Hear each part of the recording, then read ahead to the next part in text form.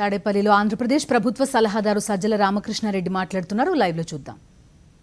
Anomalies correct చేయడానికి చేసిన ఒక పనిని అది మొత్తంగా పెన్షన్లకి ఎసరు పెడుతున్నారన్నట్టుగా అపోహలు క్రియేట్ చేసే రకంగా ప్రజల్లో ముఖ్యంగా ఈ పెన్షన్ మీద ఆధారపడి జీవితాలు గడుపుతున్న వృద్ధుల్లో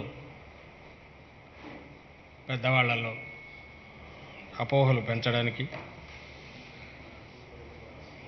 ఒక సెక్షన్ ఆఫ్ మీడియా ప్రయత్నం చేస్తుంది. ఆ ప్రయత్నం తిప్పికొట్టడంలో భాగంగా వాస్తవమే చెప్దామనేది మా ఉద్దేశం. సామాజిక పెన్షన్లకు సంబంధించినంత వరకు కళ్ళ ముందు అంటే 2.5 ఏళ్ల సంవత్సరం 2.5 ఏళ్ల క్రితం వరకు ఎలా ఉండింది పరిస్థితి, ఈరోజు రాష్ట్రంలో ఎట్లా ఉంది పరిస్థితి అంటే దానికి వేరే సాక్ష్యం లేకుంటే మేమేదో ప్రెస్ కాన్ఫరెన్స్లు పెట్టి చెప్పడం ఉపన్యాసాలు ఇవ్వడం కంటే కూడా దాన్ని అనుభవిస్తున్న అపాయకులు ఎవరైతే ఉన్నారో పెద్దవాళ్ళు, జీవనాధారం లేక ఉన్నవాళ్ళు, పిల్లలకు బరువుగా ఉండకుండా వాళ్ళకు సొంతంగా ఎంతో కొంత ఆదరవుగా ఉండాలని ఏ ఉద్దేశంతో అయితే సంక్షేమాన్ని ఆశించే ఏ ప్రభుత్వమైనా చేసే పని తొలిగా వృద్ధులకు ఆసరా నిలబడాలని. ఆ రోజు రాజశేఖర రెడ్డి గారు దానికి ఒక్కసారిగా అంతకుముందు ఉన్న అతి తక్కువ పెన్షన్ అప్పుడున్న ధరల ప్రకారము 3-4 రెట్లు పెంచి ఆదుకుంటే, ఆ తర్వాత జగన్మోహన్ రెడ్డి గారు తొలిసారిగా పెరిగిన ధరలన్నింటినీ దృష్టిలో ఉంచుకొని కనీసం వాళ్లకు సొంతంగా పిల్లల మీద ఆధారపడకుండా ఎంతో కొంత ఆధారం ఉండాలనే ఉద్దేశంతో 2,225 ఇప్పుడు 2,225 నడుస్తుంది. 2,000 రూపాయల పెన్షన్ 2019 ఎన్నికలకు చాలా కాలం ముందే ప్రకటించారు. మేము రాగానే అమలు చేస్తాము. సరే, ఆయన ఎప్పుడు ₹1 కూడా ఎన్నికలకు ముందు ఏది పెట్టారు వృధా అనుకునే చంద్రబాబు నాయుడు గారు సరిగ్గా 2019 ఎన్నికల సమయంలో అది కూడా పోనీ జగన్మోహన్ రెడ్డి గారు అనౌన్స్ చేయగానే ప్రకటించగానే లేదు నేను చేస్తానని అప్పుడే చేసినా కొంత క్రెడిట్ వచ్చేదేమో. ఆయన వెయిట్ చేసి ఎన్నికలకు 3 నెలల ముందు దాన్ని అనౌన్స్ చేశాడు. అంతవరకు ఆయన ఇస్తానింది ₹1000. బహుశా మేము చెప్పకపోతే, జగన్మోహన్ రెడ్డి గారు అనకపోతే దాన్ని మర్చిపోయేవాళ్ళేమో. మేము ఎన్నికల మేనిఫెస్టోలోనూ అప్పుడు పెడితే అప్పుడు అందుకోవడానికి ప్రయత్నించేవాళ్ళము. అంటే నేను ఎందుకు చెప్తున్నానంటే ఆయనకు సొంతంగా చేయాలనే ఆలోచన ఎప్పుడు లేదు. అది ఆ రోజు ఉన్న పరిస్థితి. ఇంకా మీకు గుర్తుంటే ఐ థింక్ ఫిబ్రవరిలో ఇచ్చినట్టున్నారు అనుకుంటా. అది కూడా ఓటర్లను ప్రలోభ పెట్టే రకంగా 1 నెల ఆపి 2 monthsది ఒకేసారి ఇచ్చినట్టున్నారు. అంటే ఇమ్మీడియట్ మేలో ఎన్నికలు జరిగితే దాని ప్రభావం పడాలి, అదే ఆయన కోరిక. ఇంకా దింపుడు కళ్ళ వేసతో తర్వాత పసుపు కుంకుమ అనేది ఎన్నికలు కొద్ది రోజుల ముందు, నోటిఫికేషన్ కొద్ది రోజుల ముందు చేశారు, అది వేరే విషయం.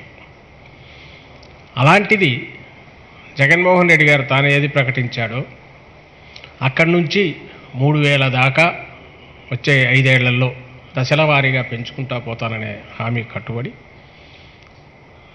అలాగే శాచురేషన్ బేసిస్ మీద ఎంతమంది ఉంటే అంతమందికి అర్హులైన వాళ్ళందరికీ పెండింగ్ అనేది అని లేకుండా, ఎక్కువ సమయం వేచి ఉండకుండా అర్హత రాగానే వాళ్ళకి ఇచ్చే ఏర్పాట్లు చేస్తామని హామీ ఇచ్చి ఆ దిశగా తొలి రోజు నుంచే ఎట్లా ప్రయత్నాలు చేసుకుంటూ వస్తున్నారనేది నిబ్బరంగా నెల తిరిగేసరికి 1వ తేదీ వచ్చేసరికి చేతికి వస్తున్న పెన్షన్ చూస్తున్న తీసుకుంటున్న వృద్ధుల మొహాల్లో ఆ కళ చూసినా, ఆ కాంతి చూసినా, ఆ ఆనందం చూసినా ఎవరికైనా అర్థమవుతుంది. ఆ కుటుంబం వాళ్ళకు కూడా పూర్తిగా తెలుసు. అలాంటిది ఎక్కడ అవకాశం దొరుకుతుంది అని దాని మీద ప్రత్యేకంగా ప్రతిసారి దాడులు చేస్తూ వస్తున్నారు. ఈరోజు అందులో మరీ అన్యాయంగా ఉంది. అసలు బేసిక్ క్వశ్చన్, నువ్వు ఆ రోజు ఎంత ఇస్తున్నావు, నువ్వని ఎందుకు వాళ్ళని అంటున్నావు అంటే వీళ్ళు మోస్తున్నారు కాబట్టి. ఈ 3 మీడియాలు ఏవైతే ఇంతకుముందు రాజశేఖర రెడ్డి గారు 2 అనేవాళ్ళు, కొత్తవాడు చేరినాడు కాబట్టి 3, ఆ 3 మీడియా సంస్థలు ఏవైతే ఉన్నాయో వాళ్ళు ఆ రోజు నుంచి ఎప్పుడు చంద్రబాబు నాయుడు గారు దిగిన రోజు నుంచి ఉక్కిరి బిక్కిరి అయిపోతున్నారు. అసలు పవర్ వాళ్ళకే పోయినట్టుగా బాధపడుతున్నారు. ఆ కడుపు మంటతో ఇదైపోతూ ఏ రోజు ఎక్కడ దొరికినా 99 సరిగా జరిగితే ఆ ఒకటి ఎందుకు చేయలేదని అడుగుతూ, చేసింది మేమే, చేస్తున్నది చంద్రబాబు గారిలాగా ఎన్నికలకు ముందు వాటిని ఎట్టో అట్లా పెంచి ఇచ్చి భ్రమలో పెట్టట్లా. ఆ తర్వాత కన్సిస్టెంట్గా పెంచుతూ వస్తున్నారు జగన్మోహన్ రెడ్డి గారు. ఆయనలాగా ఎన్నికల ఓరియంటేషన్తో నడవట్లా. 5 ఏళ్ళు వెయిట్ చూడకుండా వచ్చిన సంవత్సరంలోనే 95% హామీలను ఫుల్ఫిల్ చేశారు. తన ఆలోచన ఏది చేసినా నాకు ప్రజలు ఇచ్చిన తీర్పు 5 ఏళ్ళు, ఈ 5 ఏళ్లలోనే నేను పూర్తిగా చెప్పినవన్నీ అమలు చేసి పైగా దాని ఫలాలు కూడా పూర్తిగా ప్రజలకు అందుబాటులోకి తెచ్చి పేదలకు ముఖ్యంగా వాళ్లకు దాని ఫలితంగా వాళ్ళ జీవితాల్లో మార్పు కూడా వీలైనంత తీసుకొచ్చి అప్పుడు వచ్చే ఎన్నికల్లో వాళ్ళ దగ్గరికి పోవాలనే ఒక పెద్ద ప్రయత్నం, ఒక యజ్ఞంలాగా ఆయన చేస్తుంటే ఈరోజు చూస్తే అసలు స్కీమే ఎత్తేసినారు ఈయన అన్నట్టు రాస్తారు. నిజంగా తెలియక అడుగుతాం, 2-3 నెలలు కాకుండా మీ బతుకు మీ హయాంలో పెన్షన్ ఏ రోజు వస్తుంది ఎవరికి తెలిసేది కాదు. నెలలో వచ్చేది 10 రోజుల తర్వాత, 15 రోజుల తర్వాత. అలాగే వాళ్ళు వెళ్ళి తెచ్చుకోవాల్సి వచ్చేది వృద్ధులు. అలాంటిది ఏ నెల పెన్షన్ ఆ రోజు మేము ఖచ్చితంగా 100కు 100% ఇస్తామని కమిట్ అయ్యి, రెండో నెల కాదు ఏ నెల ఆ నెల ఇస్తామనడమే ఒక పెద్ద క్రెడిట్ అయితే, దాన్ని వదిలేసి 3 నెలల వరకు ఇచ్చే ఫెసిలిటీ పోవడంతోనే ప్రపంచం తల్లకిందులు అయిపోతుందనంటే ఇంకా వాళ్ళు ఏ నెలకు ఆ నెల ఇవ్వడం తప్పంటున్నారా, లేక అనామలీస్ ఉన్నా ఎట్లయినా అడ్డగోలుగా ఇవ్వాలంటున్నారా, అనర్హులున్నా ఇచ్చేయాలనుకుంటున్నారా? వాళ్ళ లైన్ ఆఫ్ థింకింగ్ ఏదో అర్థం కావట్లా. ఇంకా దీని వెనక ఎవరున్నారో బహుశా దీని కోర్టులో కూడా పోయినా పోవచ్చు వీళ్ళల్లో ఎవరెవరు. ఎందుకంటే వాళ్ళకి లిటిగేషన్ అనేది ఒక ఇదే అయిపోయింది కాబట్టి 2 రోజులు దీంట్లో రాసి ఇమ్మీడియట్ ఇప్పుడు ఇస్తున్న వాళ్ళంతా అయితే సమాజం అంతా తలకిందులు అయిపోతుందని, దానివల్ల వీటికి డైరెక్షన్ కావాలని కోర్టుకు న్యాయస్థానాన్ని ఆశ్రయించిన, న్యాయస్థానం మీద అక్కడ తుపాకీ పెట్టి కాల్చాలని చూసినా, ప్రజల్లో మరిన్ని అపోహలు క్రియేట్ చేయాలని చూసినా ఆశ్చర్యపోవాల్సిన అవసరం లేదు. వాళ్ళ ధోరణి అలాగుంది. అంత కోఆర్డినేటెడ్గా, అంత సమన్వయంతో, దుష్టబుద్ధితో వాళ్ళు పనిచేస్తున్నారు. దీని మీద కూడా అలాగే తీసుకొచ్చారు. అసలు జరిగిందేని, వచ్చినప్పుడు పెన్షన్లు ఇచ్చిన తర్వాత వాటిలో సిస్టమేటిక్గా ఏదైతే అర్హులైన వాళ్ళందరికీ ఒక్కరు కూడా మిస్ కాకూడదు అనడం అనేది ఫస్ట్ ఇంప్లిమెంట్ చేసి, అనర్హులు ఉంటే వాళ్ళను కూడా తీసేసుకుంటూ రావాలనే చర్యల్లో భాగంగా దానికోసం మాడిఫికేషన్స్ చేసుకుంటూ వస్తున్నారు. ఇక్కడ లేని వాళ్ళు ఎక్కడైనా ఉంటే, వేరే చోట ఉంటే, వేరే స్టేట్లో పక్కన పిల్లలను చూసుకోవడానికో సెటిల్ అయ్యి అక్కడ ఉండి వాళ్ళు వస్తే వాళ్ళకు దూరాభారం రాను పోను ఇదే వచ్చిందని ఫెసిలిటీ కొంత పెంచి నెల తర్వాత అయినా తీసుకోవచ్చు అన్నది మా ప్రభుత్వమే. అదే చంద్రబాబు నాయుడు గారు ఇచ్చి మేము తీసేయలే, అది జగన్మోహన్ రెడ్డి గారే చేశారు. వాళ్ళను కూడా ఇచ్చేయాలని. అయితే మాల్ ప్రాక్టీసెస్ దాన్ని ఆసరా చేసుకుని కొంతమంది చేస్తున్నట్టు ఈ మధ్య బయటకు వచ్చింది. ఆ తర్వాత ఆలోచించి ఈ చెక్స్ పెడుతూ రావడంలోనే ఖచ్చితంగా అనర్హులను వీడౌట్ చేయాలి, ఈ ప్రజల సొమ్ము ₹1 వృధా కాకూడదు అనుకోవడంలో భాగంగానే 2-3 నెలలకు 3 నెలలకు ఒకసారి వచ్చి తీసుకోవడం పెడితే కరప్షన్కు స్కోప్ ఉంటుంది. అందులో ఎవరెవరు ఎలిమినేట్ అయ్యారో తెలియట్లా. దాంతోపాటు మనం అడిషనల్గా థర్డ్ పార్టీ వ్యాలిడేషన్ అని వీళ్ళతో వ్యాలిడేట్ చేయించి ఇస్తుంటే అది ఆసరాగా చేసుకుని కొంతమంది కరప్షన్కు పాల్పడుతున్నారు. 3 నెలలకు ఒకసారి వస్తే లంసమ్ అమౌంట్ వస్తుంది. దాంట్లో కొంత ఎవరికైనా షేర్ చేసి చేయడానికి, ఇంకోటి చేయడానికి అవకాశాలు ఉంటాయి. లేని కరప్షన్ క్రియేట్ అయ్యే అవకాశం ఉంటుంది. సీరియస్గా ఉండేవాళ్ళు మామూలుగా అయితే ఏ స్టేట్లో ఉన్నవాళ్ళు ఆ స్టేట్లో ఉండడం, పెన్షన్కి అర్హత అనేది ఉండాలి. అయితే దాన్ని మించి ఒక అడుగు ముందుకేసి పక్క స్టేట్లో ఉన్నా కూడా ఆ టైంకి వచ్చి తీసుకుంటే, అందులోనూ ఒకరోజు కాకుండా 3 రోజులు టైం పెట్టి ఫస్ట్ 5 days ఫస్ట్ వీక్లో ఫస్ట్ 5thలోగా 3 times ఇంటికి వస్తాడు. అలాంటి ఆ టైంలో ఉండి అవసరమైన ఫార్మాలిటీస్ పూర్తి చేసి తీసుకోమని ఫెసిలిటీ క్రియేట్ చేశారు. ఇందులో తప్పబట్టడానికి ఏముందో అర్థం కావట్లా. లేదు అలాగే ఇవ్వాలి, అనర్హులు ఉన్నా సరే కంటిన్యూ చేయాలని అనుకుంటే అదన్నా రాయాలి, అయ్యా అనర్హులు ఉన్నా ఇచ్చేయాలి అని. అందులో అడుగుతున్నది ఎవరు? నీ బతుకు మీ హయాంలో ఏ రోజు కూడా పూర్తిగా అందరికీ ఇవ్వాలనే ఆలోచన కూడా చేయని మీరు అంటే మీరు వాళ్ళు ఒకటే కాబట్టి టీడీపీ వాళ్ళు ఈరోజు వచ్చి అడగడానికి మీకున్న అర్హత ఏమిటి? కేవలం మీడియాని పైన ఓ బ్యానర్ ఉన్నంత మాత్రాన పసుపు పూసుకుని మొత్తం నడుస్తున్నాం, మిమ్మల్ని టీడీపీ కరపత్రంగా మేము కన్సిడర్ చేస్తున్నాం కనుక మీకు అర్హత లేదని మేము ఫీల్ అవుతున్నాం. అయినా సరే సిస్టంలో తప్పులు ఎక్కడ నుండి పాయింట్అవుట్ చేస్తే ఎవరైనా సరే కరెక్ట్ చేసుకోవడానికి కూడా రెడీగా ఉన్నాం.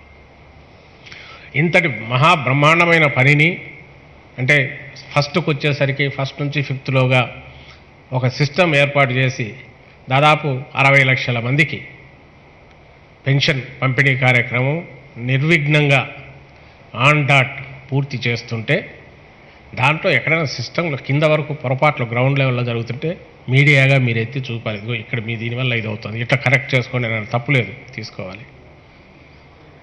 కానీ అలా పొరపాట్లు జరిగిన చోట కరెక్ట్ చేయడాన్ని కూడా మేము ఒప్పుకోము, దీనివల్ల చాలా మొత్తం అందరికీ అన్యాయం జరుగుతుందని అంటున్నారు కదా, అందులో మీ ఉద్దేశాలు బయటపడుతున్నాయి, మీ దురుద్దేశాలు బయటపడుతున్నాయి ఈ మీడియావి. ఎప్పుడైతే 2019లో ఎన్నికల్లో చంద్రబాబు అడ్రస్ లేకుండా ఆయన పార్టీ పోయినాయో అప్పటి నుంచి మరి వీళ్ళకు ఫ్రస్ట్రేషన్ ఎట్లా పోతుందంటే, ఏ రకంగా వీళ్ళు మావాడు సీఎం కాకపోతే ఎవరున్నా మేము సహించలేమన్నంతగా రోజువారీ దీంట్లో అదే కనిపిస్తుంది. అది ఈరోజు కూడా మావాడు అంటే మా సామాజిక వర్గం వాడు ఉండాలని కూడా వాళ్ళ కోరిక ఉన్నట్టుంది. ఇంకొకరు ఎవరినైనా మేము భరించలేము, సహించలేము, ఇమ్మీడియట్ దించాలి అట్లా, లేదా జనాన్ని చెప్పి ఇమ్మీడియట్ దించేట్టు చూడాలి. ఆ హడావుడిలో ఇంతకాలం ఎవరున్నారనేది అది గుర్తు కూడా చేసుకోవట్లేదు, మర్చిపోతున్నారు వీళ్ళు, ఈ పత్రికలు, ఈ మీడియా సంస్థలు. సరే ఎలాగో వచ్చింది సందర్భం కదా అని మేము ఆ పాత లెక్కలు తీసి చూశాను. పాత లెక్కలు తీసి చూపిస్తే టీడీపీ హయాంలో మొత్తం 2014 నుంచి 19 వరకు వీళ్ళ లెక్కలు చూస్తే 15లో వీళ్ళు ఇచ్చింది 43, లెక్క ఉన్నది 43 లక్షలు, ఏ రోజు 39, 40 దాట్ల.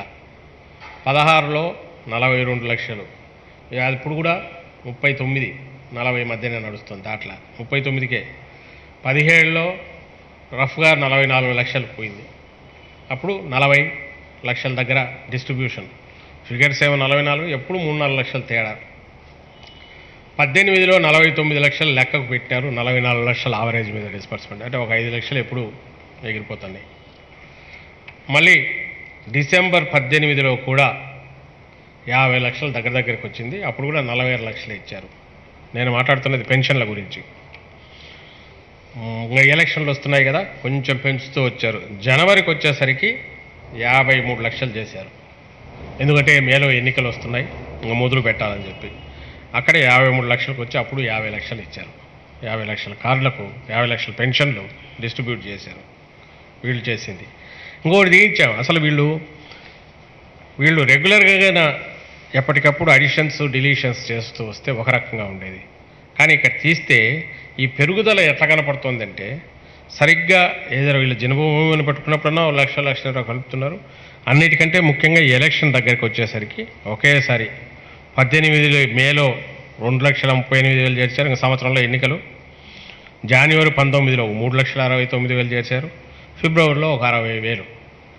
అంటే నేను క్వశ్చన్ చేస్తున్నా, ఒక్క సంవత్సరం ఎన్నికలకు సంవత్సరం ముందు నుంచి ఎన్నికలకు 3 నెలల ముందు వరకు 3, 2, 5, 6, దాదాపు 6.5-7 లక్షల మంది ఒక్కసారి వృద్ధులు ఎట్లా అయ్యారు, ఎలిజిబిలిటీ ఎట్లొచ్చింది ఎట్లొచ్చిందంటే క్లియర్గా తెలుస్తుంది. ఎన్నికలు వచ్చే టైంకు కొంత చేర్చాలి, చేర్చేసి రేపు ఓట్ల ఎన్నికల్లో దాని ఫలాలు ఏమైనా రాబట్టుకోవాలి. ఇది దుర్బుద్ధితో చేసే పని. వేరేస్ మా దగ్గరికి వచ్చేసరికి మేము వచ్చిన తర్వాత జనవరి 2020కి 54, ఫిబ్రవరి 58, మేకు వచ్చేసరికి 61 లక్ష కంటిన్యూస్ గ్రోత్ ఉంది. అక్కడి నుంచి 60 ఈ కరెక్షన్స్ చేసుకుంటూ పోతున్నది సెట్ అవుతుంది. నా సింపుల్ క్వశ్చన్, మీరు ఏడాది అప్పట్లో మీకున్న ఏడాదిలో మీరు 8 లక్షలు పెంచినప్పుడు అంత త్వరగా ఎట్లా వృద్ధులు వచ్చారు? మా హయాంలో సిస్టమ్ స్టెబిలైజ్ అయ్యి, అంటే ఫస్ట్ 6 మంత్స్ పోయిన తర్వాత జనవరి నుంచి 6 మంత్స్ 53 ఉన్నాయి, డిస్బర్స్మెంట్ దాదాపు పూర్తి 98% దాకా అయింది. జనవరి 20 నుంచి కంటిన్యూస్గా ఎన్నికలు లేవు మాకేం పెట్టడానికి కూడా, వరుసగా మొత్తం పెరుగుతూ వచ్చింది. ఆ రోజు 8 లక్షల మందిని ఒకసారి మీరు ఎందుకు చేర్చుకోవాల్సి వచ్చింది ఎన్నికలు అనేది అంతా. వేరే జగన్మోహన్ రెడ్డి గారు సిన్సియర్గా నిబద్ధతగా చేయాలనుకుంటారు కాబట్టి రాగానే తను అనౌన్స్ చేసిన పాలసీ ప్రకారం పోతున్నారు. అలాగే ఇంటికి ఇవన్నీ అడిషనల్ ఫెసిలిటీస్ 20 జనవరి నుంచి పెరుగుతూ 60 లక్షలకు, అంటే మీ హయాంకు ఇప్పటికీ దాదాపు 10 లక్షల పైన మా గవర్నమెంట్ వచ్చాక ఈ 2 ఏళ్లలో 10 లక్షలకు పైన పెన్షన్లు అధికంగా ఇస్తున్నాం. నువ్వు దీంట్లో బొక్కలు ఎతకడానికి చూస్తే మిమ్మల్ని ఏమనాలా? ఇందులో 50,000 తగ్గించినారని నిజంగా అలాగ పే చేయకూడదు, ఇవ్వకూడదు అర్హులు కూడా అనుకుంటే జగన్మోహన్ రెడ్డి గారు మీలాగే ఎన్నికల వరకు ఇట్లే 50,000 40,000 పెంచి ఒక 50,000 60,000 తీస్తూ వస్తారుగా. మీ హయాంలో వృద్ధులు ఎప్పుడు పుట్టుకొస్తారు? ఎన్నికల టైంలో పుట్టుకొస్తారు. జగన్మోహన్ రెడ్డి గారి హయాంలో వాళ్ళ అర్హత వచ్చినప్పుడు వస్తారు.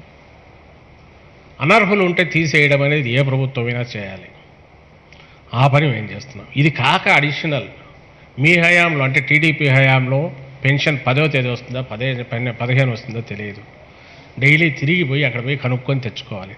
ఇప్పుడు 1 నుంచి 5లోగా ఇంటి దగ్గరకు వచ్చి వాళ్ళే వాలంటీర్ వచ్చి చేతిలో పెట్టేసి పోతున్నారు.